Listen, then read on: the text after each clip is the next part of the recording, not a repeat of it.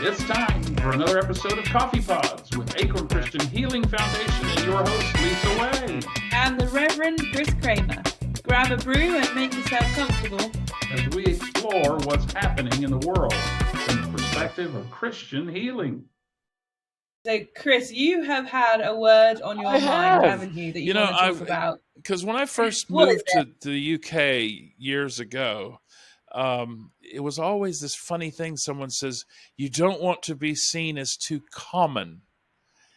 And I used to get so confused about that because I grew up in the mountains of North Carolina. And so this idea of being common didn't make a whole lot of sense to me. And I thought, I think I want to do a podcast where I get you to explain to me your understanding of common. And then I wanted to tell you about a book that was written a few years ago by a buddy of mine, and it has common in the title. And I thought that might be a nice little springboard into thinking about the idea of being uncommon, which is the title of the book. Yeah. So what do you think about common, the word common in England? Common. When I hear someone say like, oh, you're so common, it almost sounds like I think the new word for it would be basic. It's just kind of like you haven't really got a lot of ambition. You go with the flow a little bit. You don't really challenge. Maybe basic isn't the right word, actually, when I think about it. But it would also be used, I think, in quite a maybe discriminative way of somebody's very common, and it'd be like the common folk, and it would usually be implied, that they've maybe got living in poverty, not really looking after themselves as well, maybe not got a higher paid job. It had that. It felt like a bit of an insult. I remember when my kids were in school, that was one of the common digs that you would hear other children yelling across the playground, and they would say, "Oh, you're such a chav," council housed and violent for people who aren't in Britain. Is a common phrase. Call someone you're such a chav, and so common is more class, I guess. And I like the idea of ambition. I haven't really thought about it being less ambitious, that you're just happy with your place in life. But there is a class thing about not wanting to appear common. Because I think so. And I don't know how evident it is now. I don't know whether the wording has changed to something different now.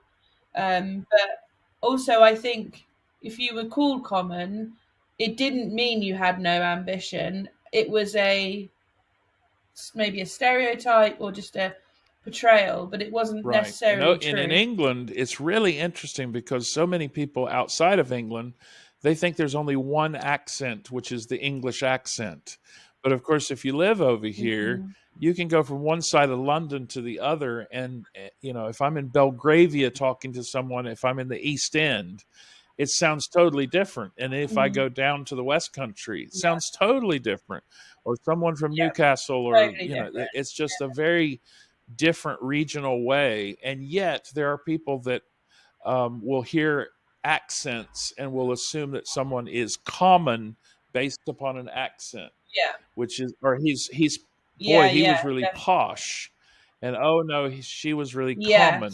And so these are things which are kind of interesting because I don't think, maybe that is something that's very distinctive in the UK, that we have these distinctions that are largely drawn from what we hear when people speak, or the vocabulary they use. We assume education, which is why I love watching television. Sometimes you'll have a comedian on the BBC who speaks in a real slangy, twangy kind of way, and that they've got multiple degrees and they're super smart, and yet they live into who they are. They're quite happy being a kid from Liverpool who went on to be a comedian, or whatever their background is. They embrace their heritage in a very real way. And I guess that's the bit that makes me think of Tony's book, because he titled the book Uncommon. And so Tony Dungy was a legendary American football coach, wouldn't be widely known in the UK, but he won Super Bowls. He's an amazing coach of the Indianapolis Colts. And he co-wrote several books with a guy named Nathan Whitaker. Now, Nathan played baseball and football at Duke University when I was a student there. And so Nathan was a buddy of mine, a Chick-fil-A ice cream buddy. And but he co-wrote these books with Tony. And they're exceptional books. They're good reads. So if you look up the book Uncommon by Tony Dungy and Nathan Whitaker, it's a good read. I think it was a bestseller, actually, New York Times bestseller, and so it's very popular. Oh, wow. But there's a quote from it that I wanted to mention today. Tony said, "Don't be afraid to stand out by doing things differently. The uncommon life is one of purpose, not popularity." I think in the world of sport, a lot of times the people who rise to greatness are the ones that don't just live in ordinary decisions, but they're the ones who go the extra mile. I know when I was in college playing football, we had a wide receiver who was always at practice before everyone else. When practice ended, he was always running extra and doing extra things. And Dale, he's in the Hall of Fame now, but Dale always was uncommon. There was nothing about him that was ordinary, common, simple. He was always going the extra mile. He was living this uncommon life. And I thought, for years and years, there's magic in a lifestyle that does that kind of says, yeah, I can do what everybody else does. I can just be common. I can be ordinary. Or I can actually say, you know what, this is kind of cool. I could do a little bit more. I could make a bigger difference. There's just all sorts of aspects of life where this could play in. When you think about your children or your family vacation or the things that you're doing, the uncommon thing is to do that little bit extra that makes a little bit difference. And I think the idea is, some people think that you should follow the crowd and just be like everybody else. And you look at what's the latest TikTok trend. And I'm going to, because I ask my daughter sometimes, I say, well, what's the newest trend today? Oh, you record dance moves to this music and upload it. And I said, well, why don't you be the trendsetter? Why don't you actually do something that's uncommon? And then everybody else will see your video and they'll go, wow, that's actually cool. We've never seen that before. Why don't you be the one that's uncommon? And wouldn't that be nice to be known for the person who's setting the example by doing the extraordinary instead of the ordinary? Yeah. I think some people find it hard to think differently. So if I was to say to myself, like, Lisa, what would your life look like if it wasn't common and you went against the ordinary? I would take time to think about it, and I think a lot of time to think about it. But I think some people genuinely find it really hard to think beyond what their life is and how they act and what they are as people. But then we have this gift that you and I are aware of being made in the image of God, but also having that individuality as well.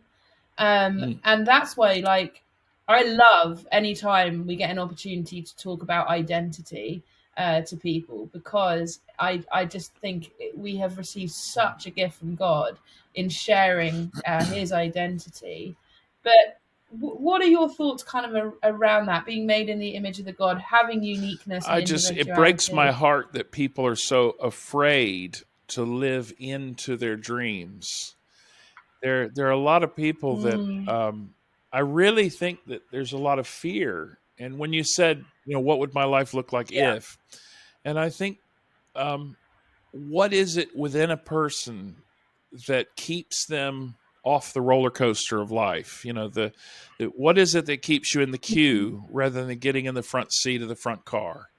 and riding the ride and Yeah. experiencing the thrill. And there are a whole lot of people in life who don't want to ride the ride. They don't want to step out in faith and believe that the coaster is not going to leave the track. They would much rather live a common, ordinary, peaceful, predictable life than to run the risk Yeah. of being fearful, scared, out of control.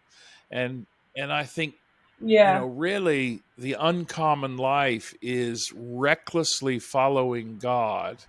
And that may take you to places that you didn't even know existed. I remember, I didn't know anything about West Africa in the late 80s.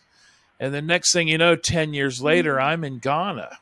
And you think, how does this happen? Well, it's putting your sail up and letting the wind blow. And where the wind blows, the sails fill, and that's the direction you go. It's having this uncommon faith to raise your sails and to go where God directs you and wills you. It's a frightening thing, and I don't think it's completely random. But I do think that there's a Yeah. whole lot of trust involved, and there's fear. I think I bumped into a strange fact this week. I was reading a bit about this early space program in America, which fascinates me. Since I was a little boy, I went to the Air and Space Museum in Washington, D.C., and saw the space capsules and the moon rock and all this with my grandfather. And I was always intrigued about early astronauts and how they must have surely thought they could die.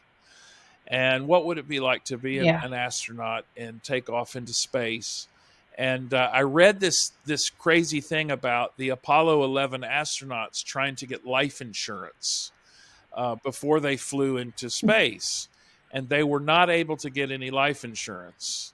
And so they got together and decided that the way to get some life insurance was that each of them signed envelopes for their families, which they would actually give to their families. And if they died, like during reentry, if they burned up and died, these autographs on these cards would become the rarest space collectibles on Earth, which means they would be worth an absolute fortune.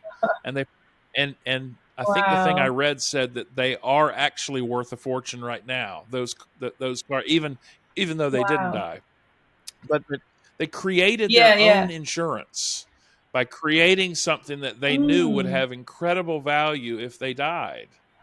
And so they kind of they stepped out of the common way of doing things to come up with a different way of getting the same result. And it also meant that they realized the value that their lives had. Their life and their story had a value that didn't need an insurance company. They had an intrinsic value in their own lives, and that their signature on an envelope was worth something because their lives were worth something. And so I found that quite inspiring, really, to think about, especially in a world where, we pick up our phones and it tells us what clothes are popular and what trends, what are you wearing? What car are you going to buy this year? What kind of watch do you have? There's all these constant bombarding of things about, and this is where social media and television are trying to tell us what matters, but they're telling us what is common, what is ordinary, what are the trends. And I honestly think I don't want to be common. I want to be uncommon. I want to live beyond the arc of the ordinary. I want to do something kind of crazy where whatever I'm doing has value in and of itself. But I think also the dangers of following what we're being told is common is that we can start to compare. And I mean, it's so easy to compare our lives, our value to other people based on what others are telling us, what the world is telling us. And how do you define success, Lisa? I mean, do you ever, your generation's a bit behind mine, but it's constant when you're going through school and says, you want to be successful. and your Uncle Frank, he's successful, and she's really successful. And you say, well, what does that mean? What does success mean to a person? Because it's defined in so many different ways. I know people that are dirt poor. A fellow who just died this week who meant a lot to me. Amazing guy, dirt poor, didn't have two nickels to rub together, but he made beautiful music. He was a simple, ordinary man, and he could build things with his hands. He built his own house, but was he successful? By the world's definition of success, he probably looks like a failure. And yet there's a part of me that thinks, here he is, he just died. And I think, gosh, I think he actually was somewhat successful in a lot of ways. It's just that we don't typically value the things that he valued, that he decided were important to him. That's right. Yeah, definitely. There is another really good quote that says, "Don't compare your life with others. There is no comparison between the sun and the moon." I mean, that in itself is really inspiring. They shine when. So are you saying time. You're the sun and I'm the moon with my bald head? Is that? and we shine when it's our time. That's such a good quote. That's actually really good because it's so true. But why would we criticize one and embrace the other? Why can't we celebrate both? And I think that's the real thing, is that when we start getting into this trivial thing of valuing people over and against each other, then we lose the fact that each person is unique and wonderful and can shine. And it's we tend to judge, and in judging we limit. And I think we should celebrate uniqueness and tell, just to shine what the Bible tells us to. Therefore, since we live in such a depraved generation, we should shine like the stars of the universe. So each of us is called to shine in whatever it is we're doing. I remember Muhammad Ali. He gave this the great Cassius Clay boxer, Muhammad Ali. He was quoted one time. He said, if I told my mama if I was going to be a boxer, if I was going to be a garbage man, I was going to be the best garbage man in the world. And so the idea that he had in his own heart, which I'm sure Tony Dungy in his book, there's a real element of this, that whatever you do, be it a garbage man or a boxer or a quarterback in the NFL or a prime minister of a nation, or a grocery store clerk, or a guy that is sweeping the streets, be the best version of yourself you can possibly be, and don't let anybody make common a derogatory thing to put on you, that you say I'm living an uncommon life because my life is connected to the one who came before and the one who will be here after. And that to me is what this is all about. I think this is a good little session of our podcast, because I think in some ways our organization exists to remind people of our linked nature, but also to remind people of how special and unique each person that is involved in Acorn is. That we're all children of the living God. And that is an amazing thing, to be connected to God's love in such a beautiful and powerful way. But it's so awesome. Crazy to think, because I know we're about finished with this episode, and I thought to myself, we think about people and the commonalities between people and commonness and uncommon things. And I was looking at some facts, and I thought, Abraham Lincoln, did you know that Abraham Lincoln and Charles Darwin were actually born on the exact same day in the year 1809? Exact same day. And so you've got the guy who is dealing with the Civil War in America, who becomes, he's president and is now has a monument. And you have another fella who writes The Origins of Species and turns much of the scientific world on its head and creates problems for theologians for years and years.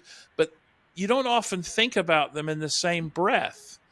You think, oh, they're so different, so distinctively different in the dreams they followed, the lives they led. And yet both of them now, if we link them together and say, what do they have in common? They were born on the same day, on the same year, not just the same day, 1809, they were both born. And I think that to me is how you can take the idea of common and you can transform it into something amazing. And you say, I will never think of Abraham Lincoln again without thinking of Charles Darwin. And I will never think of Charles Darwin when I'm at Westminster Abbey and I see his name on the floor. I'll never think of Charles Darwin without going, Abe Lincoln, he shares his birthday. That's really cool, actually. Have you got any other stuff like that? I collect these random things, like when the pyramids were built in Egypt, the actual last woolly mammoth roaming the earth would have still been on the earth when the pyramids were being built.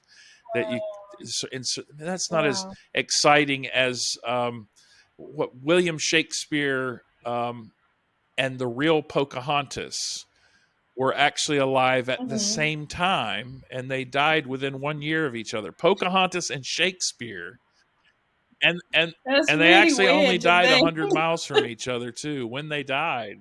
So Shakespeare and Pocahontas. So you'll never watch that Disney movie the same way again. But the world is so full of crazy random things which can make commonality uncommon. And I guess that's where this whole podcast was going, was that just trying to say, never assume that that things are common, because there's always something uncommon in the commonality.